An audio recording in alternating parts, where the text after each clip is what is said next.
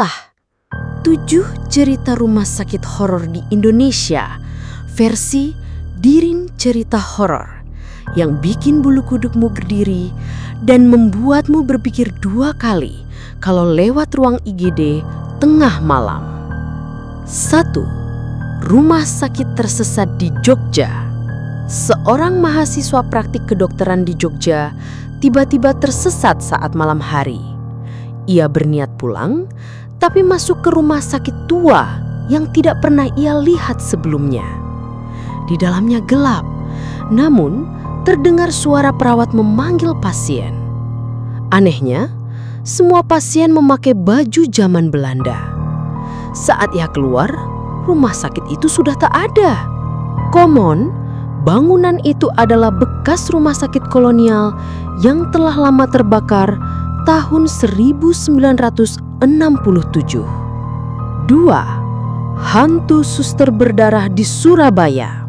Di salah satu rumah sakit swasta di Surabaya, banyak pegawai yang sering melihat sosok suster berjalan di lorong malam hari dengan wajah penuh darah dan membawa infus. Bila dikejar, ia akan menoleh dan wajahnya tidak ada. Suster ini dipercaya korban malpraktik puluhan tahun silam dan masih gentayangan menuntut keadilan. 3. Ruang isolasi mati di Jakarta. Seorang cleaning service baru sedang membersihkan lantai 5 rumah sakit di Jakarta. Ia tak sadar telah masuk ke ruang isolasi yang katanya sudah ditutup.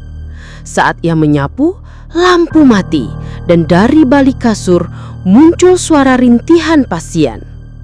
Besoknya, ia ditemukan pingsan dengan wajah membiru. Ruang itu ditutup setelah insiden pasien bunuh diri massal akibat eksperimen ilegal. 4. Perawat tanpa kaki di Medan.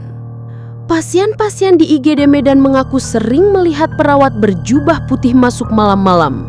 Ia berjalan tanpa suara, ternyata karena tidak punya kaki. Kamera CCTV merekam bayangan putih melayang, mondar-mandir membawa baki suntikan.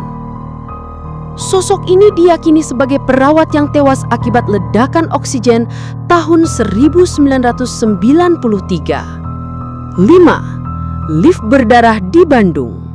Lift lantai 3 di sebuah rumah sakit tua Bandung sering terbuka sendiri jam 2 malam.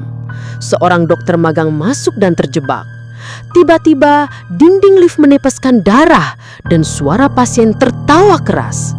Saat keluar, darah menghilang, tapi bau anyir masih menempel di bajunya. Lift itu dulunya digunakan untuk mengangkut jenazah ke ruang bawah tanah. 6.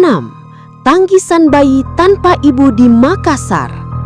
Di ruang bersalin salah satu RS Makassar, sering terdengar suara bayi menangis tengah malam, padahal tak ada pasien melahirkan.